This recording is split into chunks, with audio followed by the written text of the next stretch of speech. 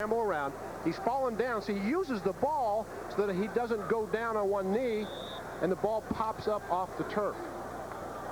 That's unfortunate. Somebody trying to make a big play in the pocket. Obviously, you don't want to use the football as a crutch to hold yourself up, but you don't think about those things when you're trying to make something good happen. So that's not a case where the ground causes the fumble. No, because he was not down.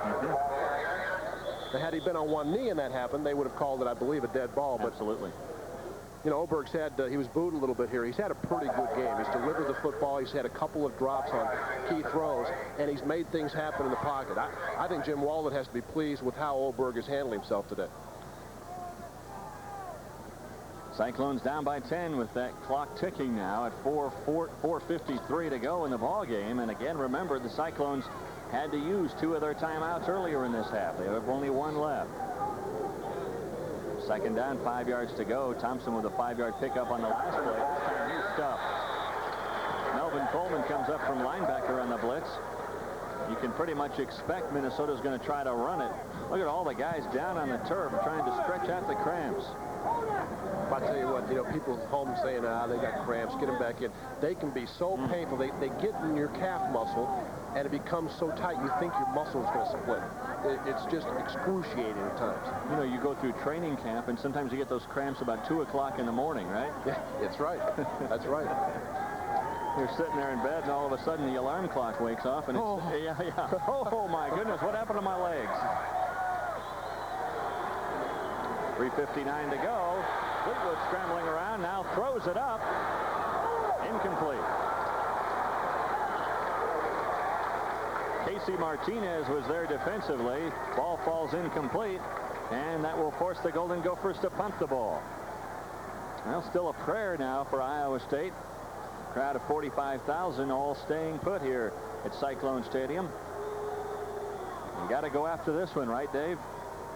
Well, I would guess you probably will, judging from the circumstances. You've got 10 guys in the line of scrimmage, and in this case, Minnesota wants to make sure they get the punt off. The punter has shortened the distance, maybe a one-step punt and kick it. It is blocked.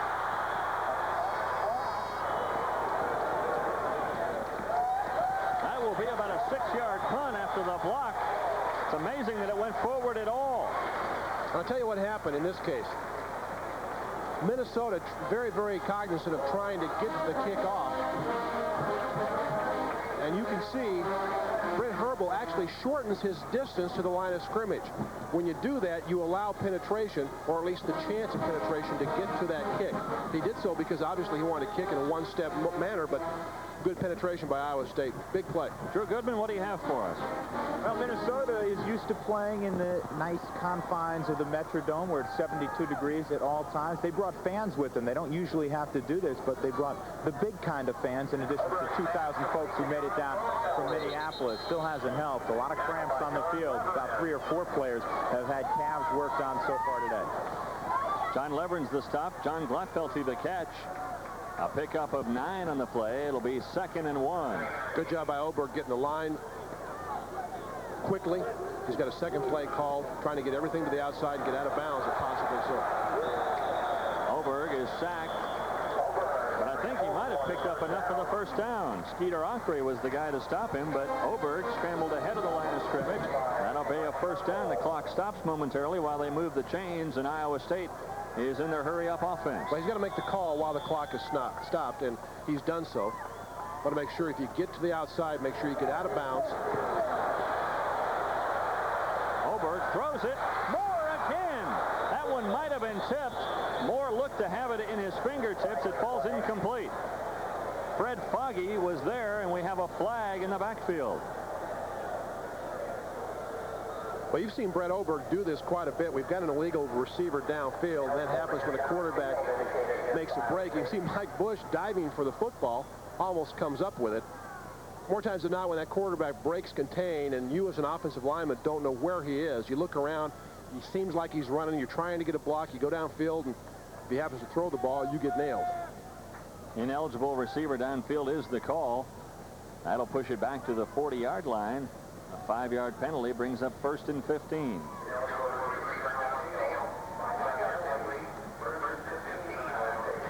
Ball at the 40-yard line with only 3:03 left to go in this one. Cyclones down by 10. So you're running out of time. You can get 8 to 10-yard passes, but you got to get the football somewhere down the field to make the big play. Oberg does get it down the field, but it's picked off.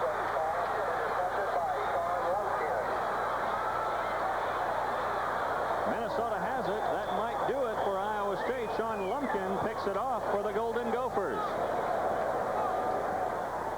This, of course, the advantage as a defensive player when you know a team has got to score and do so quickly. You can sit back there right in the middle of the field as Lumpkin does and wait for the throw. Oberg actually has a receiver open, as you can see, but the ball is late. Lumpkin from the free safety position able to watch the throw and make a good break on the football, and that, you would think, should just about do it. Yeah, Iowa State with only one timeout left, trailing by 10.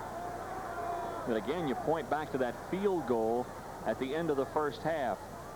You know, if they don't have that, Dave, all of a sudden Iowa State doesn't have to go for all the marbles on one play. They don't have to score that quickly. They can run a little more of the clock. They can maybe then go for the 2-point conversion, win this game. But when you're 10 down, it's a whole different story. Yeah, it changes the complexion of the game. And Iowa State, I think, is going to have to go back and look at several key mistakes they've made. They turned the football over a couple of times, actually 3, but 2 very, very crucial. They drop a couple of big passes, a couple of key penalties, and taking nothing away from Minnesota, because I thought the Golden Gophers actually played good football, especially after they got going in the first half. But Iowa State and Jim Walden, they can't be pleased with the way they turned the ball over. Fleetwood gets it across midfield. A first down for Minnesota. Don Edwards hauls him down, but you're right. And it's interesting, the coaches told me it's going to come down to those turnovers, and I really believe that's been the story. You know, most football games do. You go back and you look, especially in college, when you've got 18, 19, 20-year-old youngsters playing for you, you go back and look at how many games are actually decided on perfect play, both sides executing their respective offense and defensive schemes, and usually a key turnover is one of the reasons that you win or lose. John Gutekunst looks to win his first game of 1989 after a tough campaign last year where the Golden Gophers were 2-7-2. Now Minnesota looks to be trying to run the clock out. Matt Grubb on the stop after a pickup of only a couple. And the clock ticking down. The crowd is filing out with 1:35 to go in this one. Iowa State's record will drop to 1-1. Next week they take on Iowa, and the Hawkeyes having all kinds of problems today with Oregon. And it doesn't get easy for Minnesota either, as they will take on the University of Nebraska Cornhuskers. That one back home. It'll be interesting to see what kind of crowd they draw. So far, tickets have not been selling like hotcakes in Minnesota.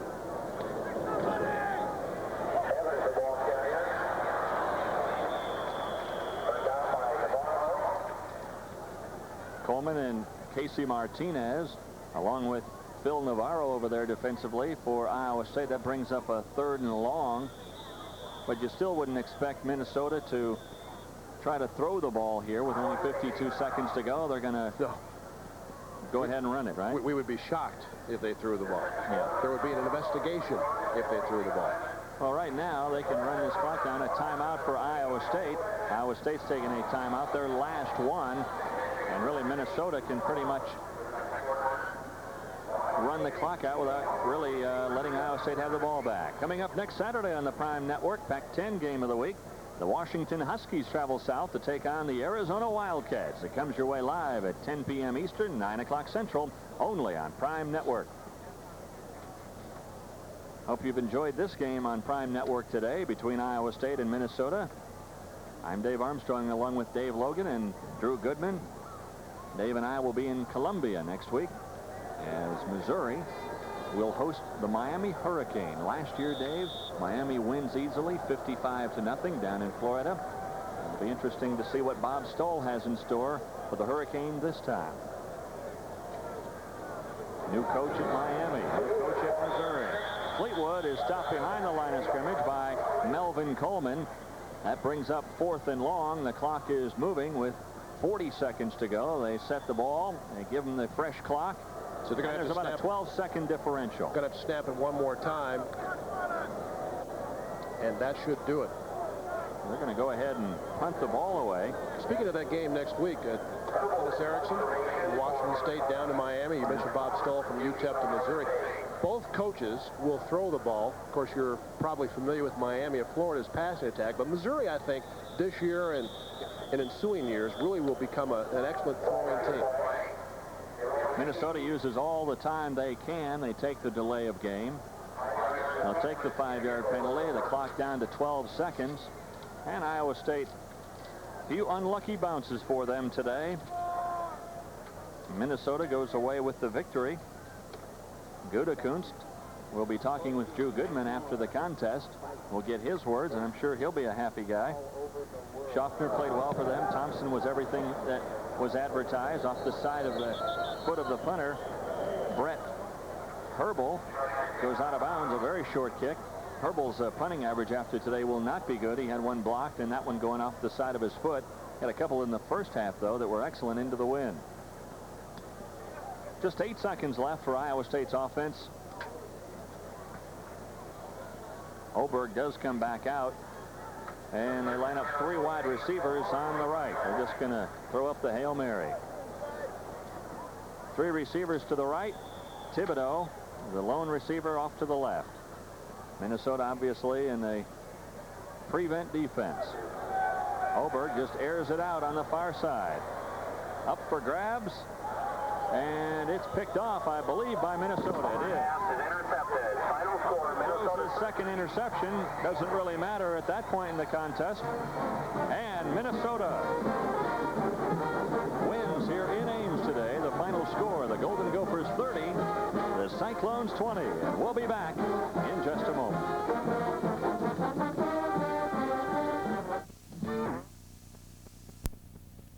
Minnesota Golden Gophers as they take on the 3rd rank.